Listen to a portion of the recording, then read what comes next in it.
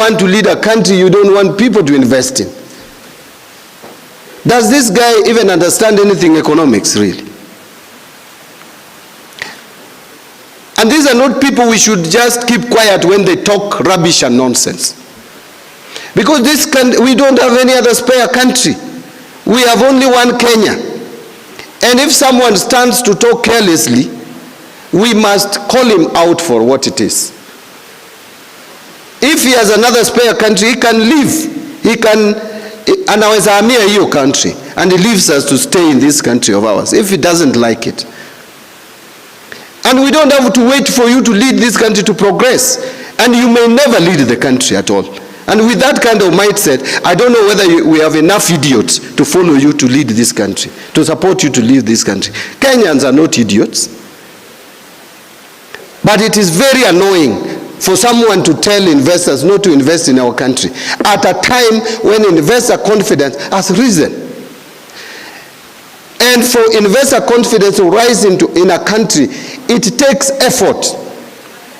It does not just happen in a day. It takes effort. And when those efforts have started bearing fruits, please keep quiet. Keep your village politics to yourself. If you don't want to think national, if you want to think village, and you have gone to the village, please live there, sit there, and don't talk. Don't even address the nation.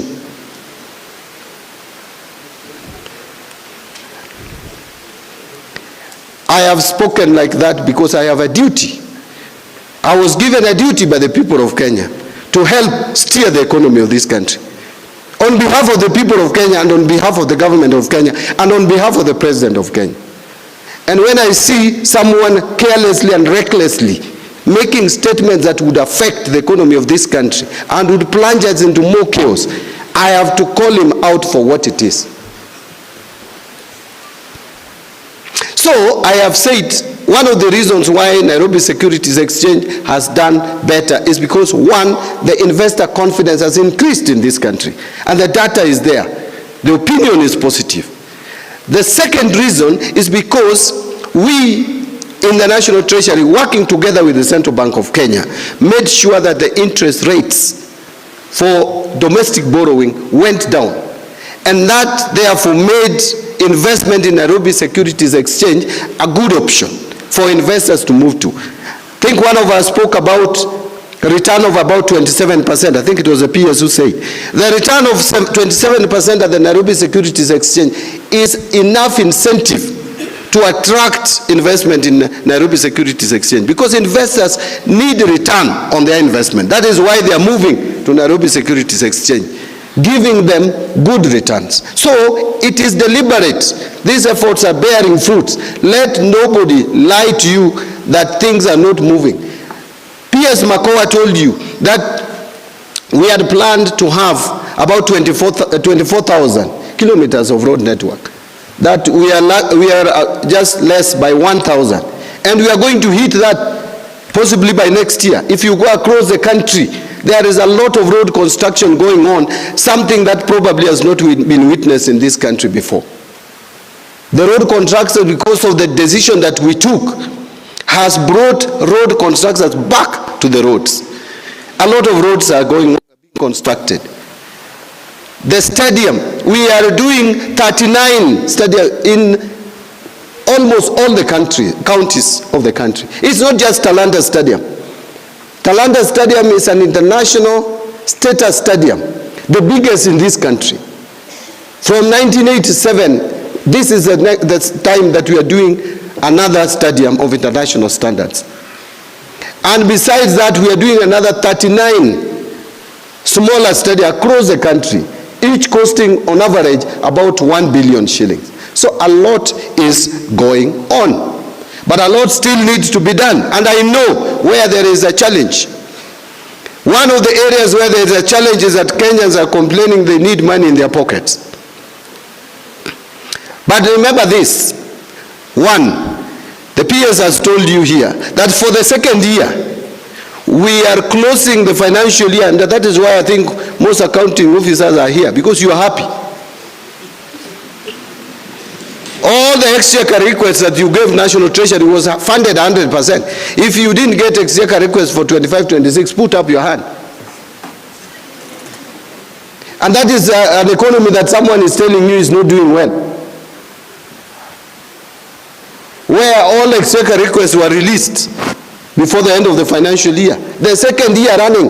Therefore, it means we have stopped accumulation of pending bills in this country, especially at the national government level. If I see any report from any accounting officer of additional pending bills in the last 2 years, you are a fraud. You will explain where that pending bill has come from, and yet we have released all the exchequer requests that you gave us. We have funded counties 100% for 25-26. We have funded NGCDF 100%. We have funded all the approved claims for pension 100%. That is the economy that someone wants to tell you is not doing very well. And we have embarked. The road sector, we have paid all the pending bills, dating back some of them to 2005. We have even shouldered the burden of the Kibaki government, which everybody has been praising, has been doing very well. And Kibaki government did well. We have paid some of their pending bills, which have been pending. And now we are in the process of paying, settling others. So this administration has done so well. I know the concern has been on the pay slip. Next month, I am embarking on public engagement on how to reduce tax burden on pay slips. Some of you thought we have shelved that idea. We haven't. The whole month of August, the reason why we are carrying out public participation is because we made a proposal, and then there were other proposals, some of them saying we should reduce pay across board by 5%. We had proposed up to 30,000, zero pay, and then the rest, the next 20,000, reduced pay. But there are others with other suggestions. We want to put all this together, put them before Kenyans, and by the end of August, I'm going to go across the country. By the end of August, and we have agreed with the President, I bring back the report. We will take legislation in September so that Kenyans get some relief on their pay slips. That is the only thing that someone can talk about. You cannot tell us that this economy is doing bad in anything. We have done all that is required to revive an economy that was on its knees, which even the outgoing president admitted that could not last for 3 months, which IMF had said we were one of the 6 countries in Africa which was going to default in debt repayment. We have survived. The other 5 didn't survive. Is that not expertise at work? Ama namna gani? I think that is expert at work. And I can take credit for it because I'm the one who lead the National Treasury.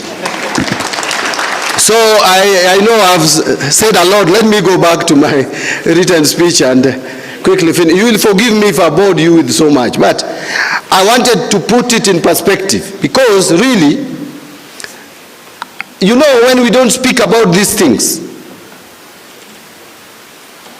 those who speak negative will carry the day because they are the ones whose narratives will be heard.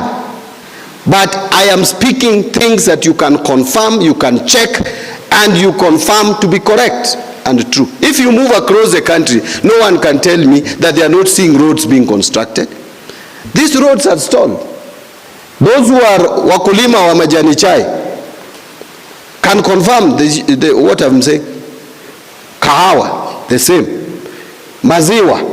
Remember when President Uhuru was in power, I remember the biggest complaint from regions where they produce a lot of milk